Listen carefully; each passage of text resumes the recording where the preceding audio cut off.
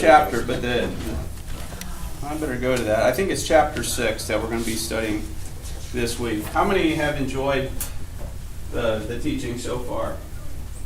Spouses of teachers, better raise your hand. There you go. All right.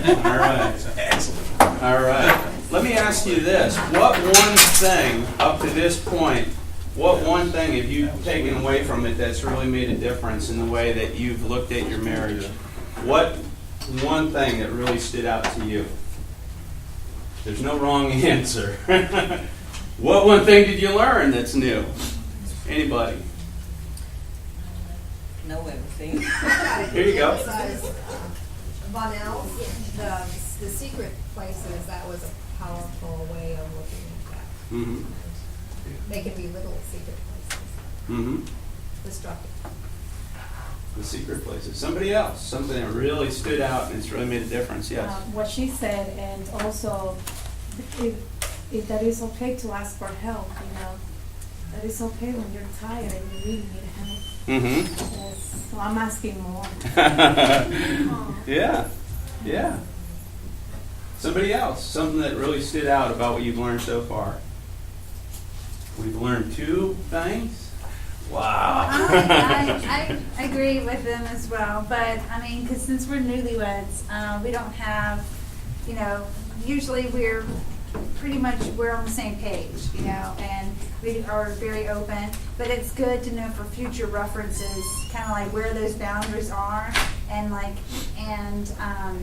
to know that it's not okay just to have a non-professional.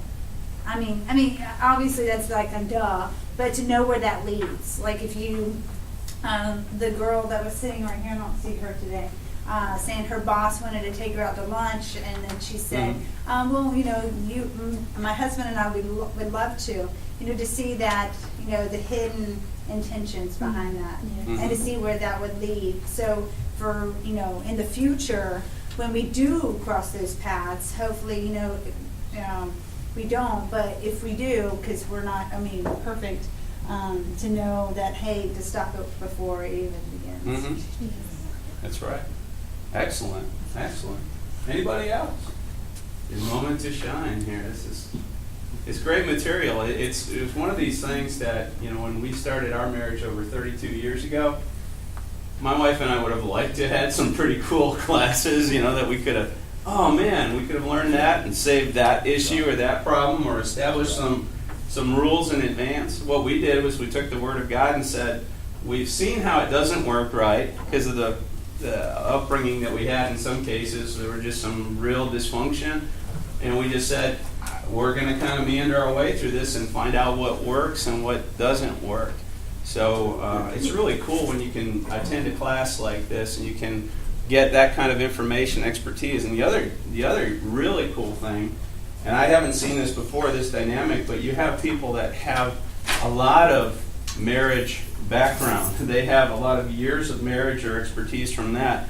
One of the things that made a huge difference in my life was spending time with people who had been married a long time, but they were key people in the church. They were people that were really mature, people that were disciplined, people that I looked up to. And we spent intentionally a lot of time with them, just picking their brains, watching what they do.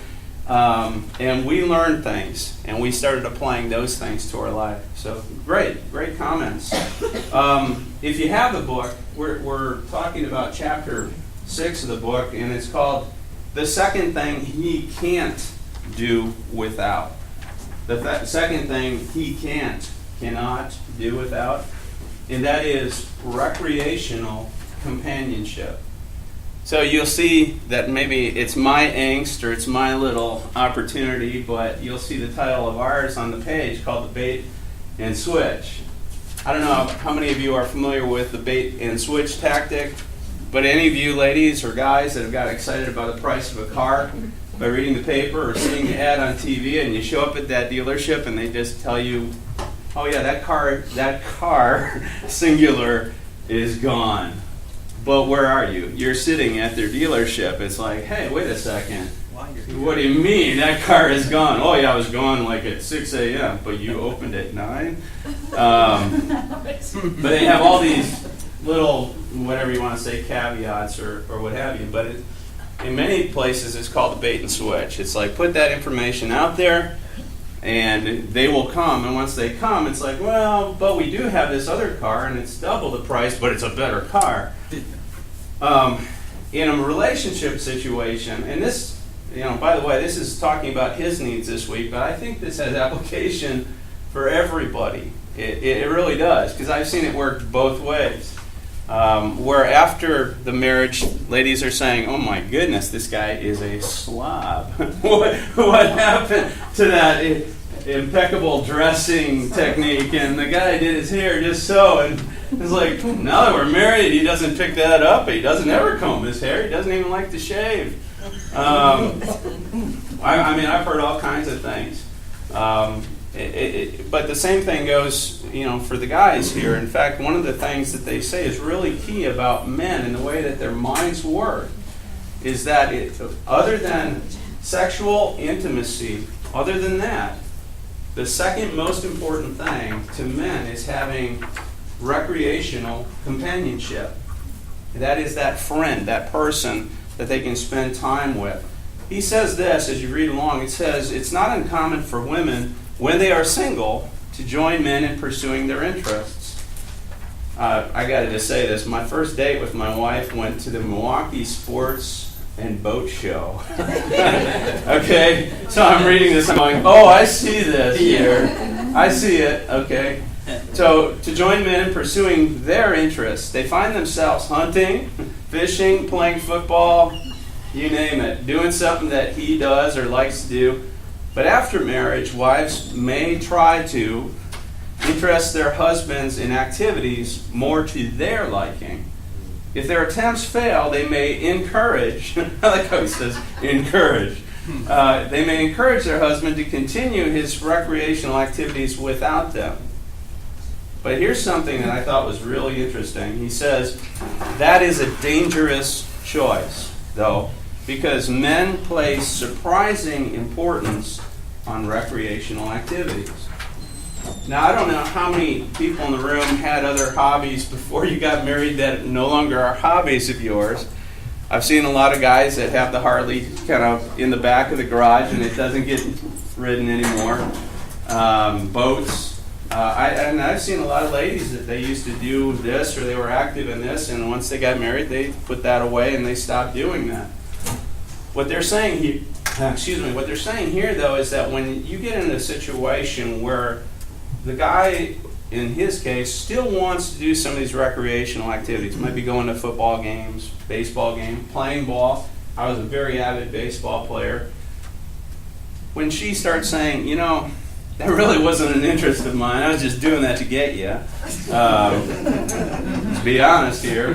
That's basically what my wife said. Are you kidding? I didn't like that stuff. She was Tammy's real straightforward. Like, sorry, I really wasn't interested in that. However, you can continue to do that. Oh, guys beware when they say, oh, did you? Go ahead. It's not a problem. And I did. I continued to do that. In fact, at one point in my life, but Tammy, before we got married, used to travel with me. I traveled all over the United States playing ball. And my wife was with me everywhere. We got married, and she stopped traveling. But I was still playing a lot of ball. And all of a sudden, we saw the dysfunction of that. And I will tell you that where I was and who I was with was putting me in situations that I didn't or shouldn't have been in. And especially because now my wife wasn't with me. People who had seen her with me before, and all of a sudden it's like, well, she's not with them anymore. And I was a very popular athlete. I was very good at what I did. So all of a sudden, you're something and you're a target for somebody. And there were a lot of situations, and thankfully I was very diligent about my marriage. And I'm like, no thanks, get out of here, sorry. But little by little, I saw it taking a place in my life that was pulling me away from my wife. Now, you could say that my wife put me in that situation according to this mindset, but there were some things I had to do also about growing up, about priorities. But what they're saying here is that this recreational interest of the husband that was there when you started dating, when you first started going out, it's still there. And in many cases, it hasn't changed. But when a spouse, and this could be a husband or a wife, mind you, so don't look at this as just ladies are doing this to guys. I've seen a lot of guys that were avid mall goers. You know, oh man, you were there, you were a soldier, or you were. Oh, I love that movie. Yes, You've Got Mail. Awesome movie. I cried with you. And then all of a sudden, it's like 5 years later. Yeah, not going to do that movie. Thanks. Mall? No. There's a skull and crossbones I see when I look at the mall entrance. So, guys, let's be honest. We do the same thing. But when a lady does this, where they put themselves off to be interested in something, and then they pull back, if the man continues to be active in these, he says, beware. This may create some type of a situation that you don't want. And more so, what he also says here is that you lose an opportunity to bank some love points, or bank the love investment. I'm trying to remember his exact words. Love bank deposits. But he says this, he said, when dating, recreational compatibility is usually a crucial criterion for men in selecting their wife. So here's the thing that's really important to that. Many of us think, this is the girl of my dreams. She likes all this stuff that I like to do. I feel like Nacho Libre when he was like, this is amazing. These are my favorite things too. He's lying. But, so here he is, and he's like, she's saying, these are my favorite things. But in the back of your mind, you're thinking, I was deceived. She really doesn't have interest in that. Now, my wife said that to me, and I thought, I could take it two ways. She's deceptive. Or I could say, I must really be important that she went through that because she hates this stuff in order for me or her and I to have this relationship. But whatever it is, we need to understand, and ladies, you need to understand that your husband in many ways selected you because you were doing those things with them, and they thought, hey, she is interested in the same things I am. And that was one of the critical things, he says, that helps them, as he says, seal the marriage deal. And then all of a sudden, when somebody starts backing out of it, you start thinking, wait a second, what's going on or what's wrong? And it creates a unwelcome situation. He says, so when a wife announces after marriage that she's no longer interested in joining him, it comes as a shock. And some of you ladies are like, what, he should have seen it coming. I was just going through the motions. Guys, I was just walking through the mall. I didn't buy anything, But in reality, it eliminates, again, as he says, one of the most important ways that she can deposit into his life. I know ladies that are in this room that actually do some of those outdoor activities with their husband. So this isn't coming as a reprimand, but it's coming as a challenge for you to look at it and say, what are some of those things that I used to do with him that I'm not doing anymore? And there may be reasons. They might come in shapes of little people. It's like, I'd like to do that with you, but this kid makes it kind of impossible. Or these 2 or 3, or in our case, 3 children. It makes it difficult for them to engage in the same activities that they used to with you. But if you could remove that obstacle, or if you not remove their life, reshape that question. If you could remove the challenge, it's like, there they go, get rid of them. But if you could remove the challenge that comes with that, suddenly now it's like, you know what, maybe we can do this together. I grew up in a family that my mom, she must have been a tomboy, because when I think of the things my mom did with my dad, I'm like, oh my goodness. When we're out in freezing cold temperatures, we went hunting, we went fishing, and my mom was always there. Maybe that's the safest environment to have 3 little boys without killing her, I don't know. But she was always with my dad, and they had that bond, and they had those recreational things in common. Always had those things in common. He says this, he says, among the 5 basic male needs, spending recreational time with his wife is ranked only second to sexual intimacy. There's a camaraderie, there's a bond, there's a fellowship that comes with doing recreational things together. And I gotta say this, I've kind of learned to do things on my own. And the reason I do is because my wife stopped doing those things with me, the recreational thing. We have a lot of things that we do have in common. My wife loves to go to movies. She loves to go shopping. She loves to go on drives where we can just look at the landscape and drive down the road. In fact, I travel quite often. I'm on the road about out of 7 days out of a week. I'm traveling probably 3 to 4, and I'm usually in a different city of America, at least 1 or 2 of those cities every week. But a good majority of the time, I bring my wife with me. She can come, and she loves reading. She likes just being along. So it's something that we have in common, and it deepens our relationship, because not only are we doing these things together, but what are we doing when we're together? We're talking.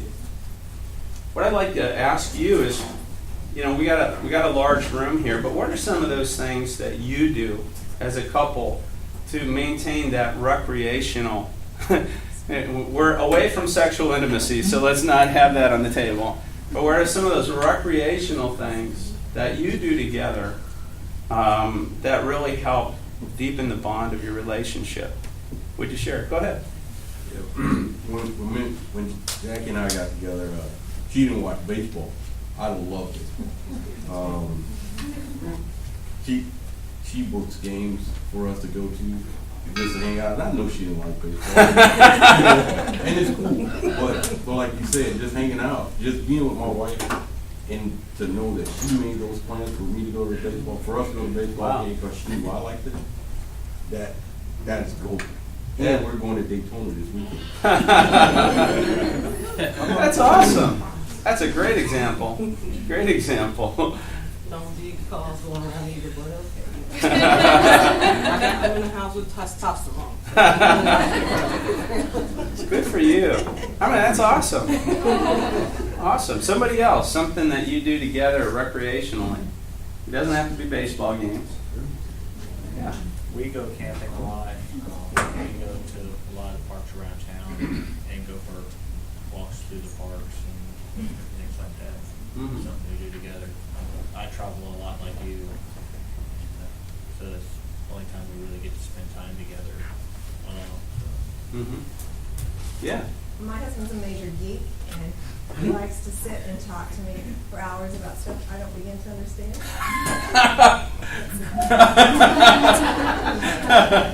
That's funny. But it's good. And who knows?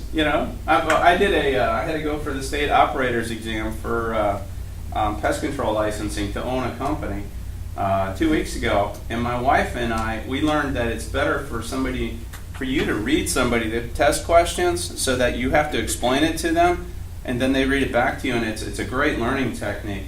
So the first person to do the test was my wife, and she got over 50% right. Yeah, like 60%. I'm like, oh my goodness. And she goes, all that stuff you talk about over the years, it sticks. I do learn these things, and I thought, man, that's really... It told me that she actually does listen to some of that stuff. Would I? She was talking about the way to make a perfect handbag. Good. Can it hold fish? Other than that, I don't see it. So, yeah. A few years ago, I was laid off work for about a year, and usually I wouldn't do this, and I said, you know what, I'm going to go out of the box. I'm going to plan a deep sea fishing trip for the entire family. So we told our kids, your boyfriend, girlfriend, if you want them to come, they got to pay. So we'll pay for you guys. So we went out for the entire day, and my husband, my kids, they still talk about it today. Wow. Do I like fishing? Maybe just off a dock or something.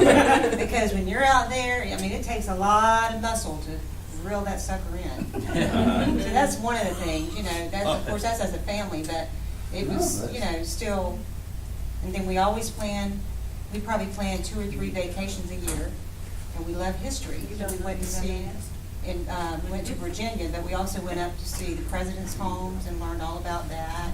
And we just love a lot of history. That's something we share, you know, in common. And we love to walk, like around small towns, Savannah. Yes, Savannah's We just like awesome. to just maybe stay near town. That's nice. And just walk Mhm. and just look at God's beautiful creation. We went to Wyoming, so since our children, even when our children were at home, we took a road trip to the Grand Canyon, and the kids still talk about that. And so, but anyway, so just planning, I think, is another key, planning ahead, you know. Yeah, and a lot of people don't plan those kind of events because you're envisioning the outcomes. You know, you're like, a Grand Canyon. 3 boys, there we go. Grand Canyon, 3 boys. You know, like, I just see pictures here. But a lot of times what happens is if you don't jump in and you don't book that trip. My parents did it, by the way, with 4 boys. So it can be done. You just got to keep them away from the geysers, but that's a different story I'll tell you about later. Yes, it was en route. But you're making memories. You're making memories, and Dobson calls it shared tragedies. He just says, honestly, what shapes our memories are these extremes. It might be fear, it might be the distance, it might be what we see when we get there, but we have these shared tragedies, and what they do is they build camaraderie. And those bonds, I will tell you, ladies, especially when the guys have those bonds recreationally with you, and the situation presents itself, and I had this happen, I forgot where it was recently, and I don't know what this girl was up to, but she approached us all, we were at a conference, and I looked at her, and I just started laughing. She's like, what's so funny? I said, I know the game, I know what you're up to, just move on, I know the deal, okay? And I just started laughing, and they looked at me and they said, the guys I was with, married guys, they said, are you crazy? And I said, absolutely not. I deeply love my wife. I love the wife that we have, the life we have together, and I'm not even going to consider that. I mean, it was so obvious that it was the devil himself coming forward. I was like, and I knew. I'm like, I look in the mirror every day, okay? I know she's got some ulterior motive, and it has nothing to do with this old dude. So I just said, I know the game. You know, go find another victim, okay? But all those things, all those memories, all those stockpiled experiences that we have together, that's what creates that wall. And it's like, no, somebody's climbing over it. They're trying to do the cheap, easy, something way of getting into that fellowship with you, and you just look at it and say, no, I built that wall with my spouse. Nobody comes over that one. Get out of here. You're not welcome here. Yes? Regarding shared tragedies, don't you think in some ways the military has hijacked that for the family? In what way? You have your comrades, you have Oh. shared tragedies that you Mhm. participate in, and they become more important than anything. That's true. And it can be, That is true. it can be though in many ways. You know, I'm not they- saying it's always. I'm Yes. just saying it happens. They mentioned book clubs in here, but I've seen my comrades is people that I've played ball with for years and years and years, and I've had my wife say, "What's more important, going and playing this tournament with this person because they called you and you have all this background playing with that team, or is it more important?" You know, and I'll always say, "What do you want?" Because you come first. And I've had my wife intentionally challenge my priorities. But I have bore it out. I said, if you want, I will do that with you because you are a priority over this. So you had a comment too. Yeah, when we were getting married, my brother, all he kept saying to me is protect, protect, protect. And I kept saying, what are you talking about? And he says, protect what God has given you. Protect your relationship, protect your marriage. Because there are people out there like your little friend Kim. Francis. She's not a friend. I'm sorry.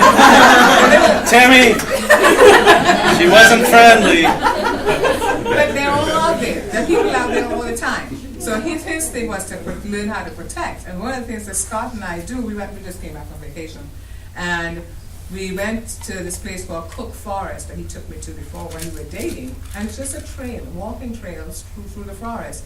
But he's a bush boy, okay?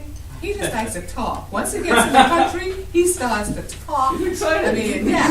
And so you're right, it does build that bond between us. And Yes. even like going to the beach, you know, you would think I like to go to the beach when I'm from the islands. Had enough, okay? And he would be there every weekend, and I'm like, okay, fine, come on. But, you know, it's like, those are the things that make us closer. And it's just, it's good stuff. And priorities are important. I remember at work, I get real pulled in every direction. And he would call, and I look at the caller ID, and I'm like, okay, I'll call him back. And God spoke to me about it. He says, he is the most important person on the face of this earth. You know, everybody else comes after. So that was my quick lesson in learning, okay, Lord, whenever he calls, I pick up the phone, I answer it. If I'm not on the desk, it's a different story. But if I'm there, you know, I'll pick up the phone. And just a matter of setting the priorities that you're talking about, with your spouse being that number one person in your life, no matter what is around. That's key. I think, Diane, too, you brought up something that's really critical, and that is you said something really important there. You said, God spoke to me. And I think so many times as we look at these books, we go, his needs, her needs, we go, I'm going to go through it, you know, and I'm going to check off my needs and your deficiencies, and I'm going to hand them to you, you know, or like the pastor, I heard a message one time, he said he was going through the line, and he says to the lady, for better, for worse, she goes better. For richer, for poorer, she goes richer, and he goes, no. This isn't multiple choice. But we tend to do that. Without God, we will always do that. Without God, we'll be motivated by our gut, and our gut will say, that's not convenient. I may not like deep sea fishing. I may not like walking in the woods. I may not like a lot of different things. But as we listen to God, what you just brought in there is the critical component. That's what makes all of this different. Our marriages will succeed when we listen to the voice of God. And I will tell you, that was the critical point in my life. I had very bad examples as I grew up. And I had people, including my parents, say, how did you guys create this relationship out of where you came? You actually helped us become a better couple. I helped my parents become better because of what they saw God doing in our life. And I said, I can't take any of the credit. We simply watched, observed, and we listened to the voice of God, and we obeyed him. So I want to say, above all, but I've heard great comments, but to hear the voice of God, a lot of times what he'll pull you back to, and he'll say, humble yourself. This isn't about you. You know, and I love the example of Paul when he says, husbands, love your wife as Christ loved the church. And if you read that passage, it says, laying himself down. Literally, in the language, he said, and it was customary at that time in chivalry for people to lay down their best garment over the mud wall so that the lady could walk across. What he said was, really, he said Christ laid himself down just like that so we could walk over the top of him to go from death to life. And I thought, when I read that, I'm like, oh my goodness, my responsibility toward my wife is huge. Do I lay myself down like that so she can walk from a rough place to a safe place? Am I looking out for her in the same way? So what you just said, I think, is huge, is that God is the director, the orchestrator, and the one that we're always listening to. And I will say this won't work without him directing the show. So great comments. I hope everyone, I'm sitting there, my mental note, we're going to do that Wyoming thing this year, you know? I was going to say something too. When we went on that trip, we also went further to, was it Berkeley? Virginia? West Virginia? Somewhere in West Virginia. He wanted to go zip lining. And he tried to get me to go zip lining. He said, you're going zip lining, I'm putting you down. I said, no, you're not. I'm afraid of heights. And he's like, no, you can do it. I go, no, I'm not. So I came home. He goes, well, I signed you up for zip lining. I said, you didn't? He said, no, really what I did. He said, what I did, he said, right across at the parking lot, they have this place where you can get a massage. He said, while I'm ziplining, you're gonna go get a massage. And I thought that was very thoughtful. It was the middle of nowhere. I said, y'all have massages here? And they said, yeah, we do actually. I said, It makes sense. After zip lining, no, she didn't go.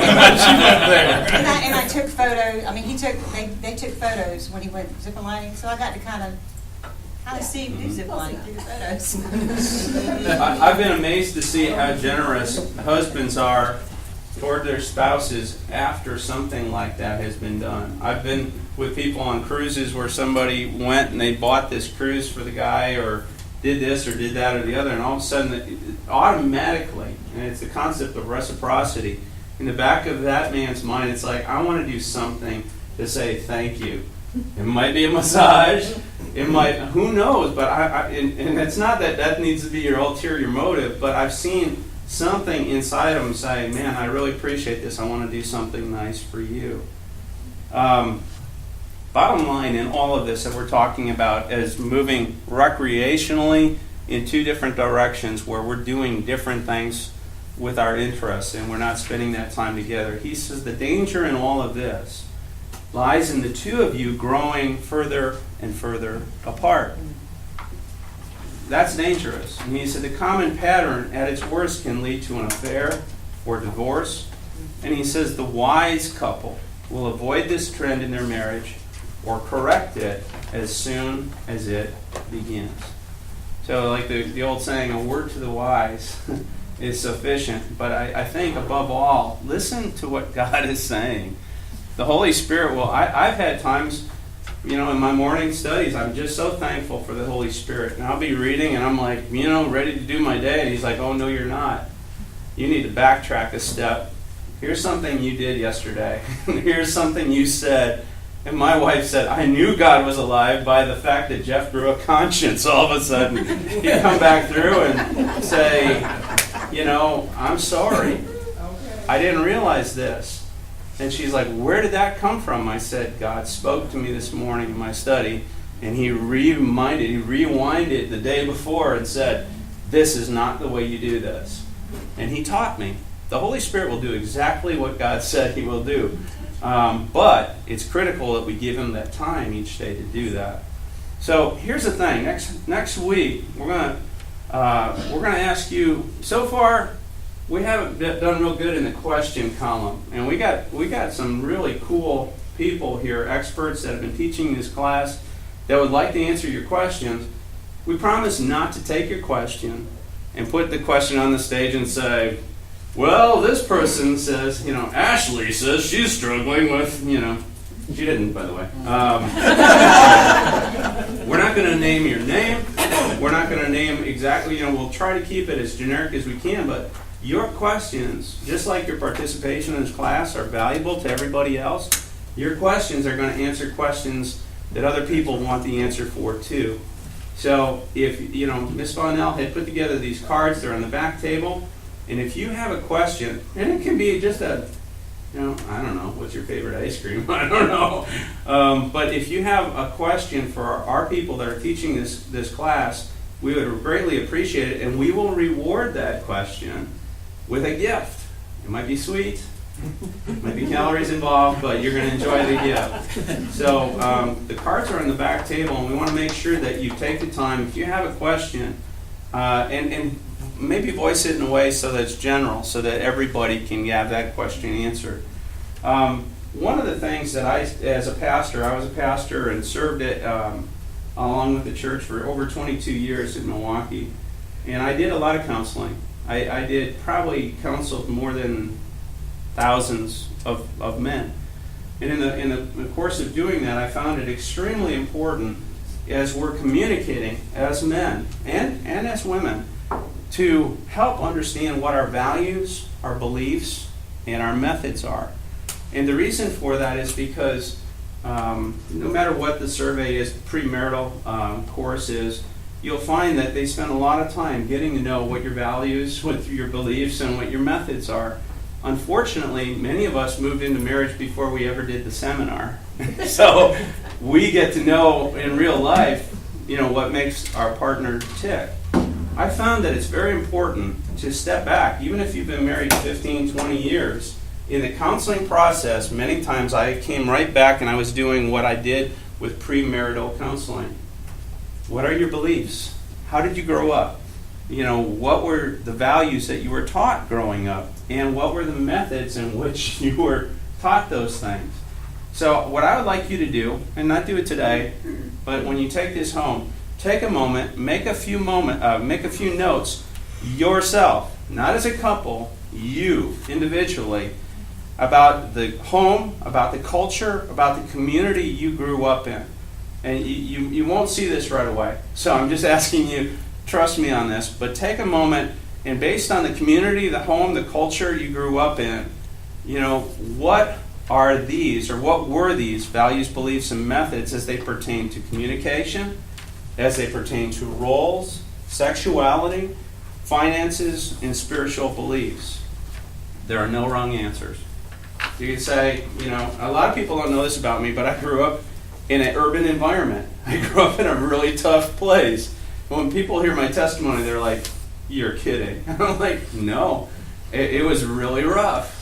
But in that culture, the way you look at things, the way you survived, what you did, totally different environment than the daisy fields of the suburbs. It was like, so, but I found that in the process of me working through relationships and marriage with my wife, if I would have been able to voice these things at some point and say, here's what we were taught, here's that. Now, it's not to say it was right, okay? You're just looking at this objectively and saying, here were the cultural things. Here's what they thought as it pertained to communication, roles, sexuality, finances, spiritual beliefs. I came from a very hard environment. Nobody believed in God. Very few, okay? So fill those in. And then on the reverse side of the sheet, first thing is values, beliefs, methods. Then you turn the sheet over, and then you simply write in values, beliefs, methods, now. Now. So on the reverse side, you take a moment, note the same categories, and then you explain how your marriage or how your relationship has changed or shaped some of your thinking in these areas since you have been together. The reason If they don't answer the question, Margaret and Peyton are going to have to go another 54 years without getting the answers to some of those questions they didn't want to ask in this room. See, none of us have all the answers. They seem okay with that. Yeah, see that? She wants to know some answers. She's scared to death. They've been married 54 years. I know everything. 54 years. 53. Well, and a half. And a half. Yeah. Take a moment and when you get home, please don't throw this sheet away and make a paper airplane like I used to do, okay? You fill in the values, beliefs, and methods that you came into life, into your relationship, into the church with. You flip that sheet over and do the same thing now that you've been married, now that you're in a relationship, and how they may have changed or shaped some of your thinking in these areas. I'll tell you more about what to do with that, but what you're going to find, and I'm just going to let you know in advance, you're going to find that you've made a lot more progress in your life, in your relationship, than you think. And the one thing that many times relationships or marriage to us in the world becomes outcome-based. And the reality is, it's not. God is moving you forward. You've succeeded. 54 years is awesome. You see, I've went through books like this and I looked at it and said, I'm all screwed up. I fail in every category. And yet, God has brought about some amazing things. Why? Because God is not looking at the ingredients. God is not looking at this. God is looking at outcomes. Where did I start and where am I headed in this person's life?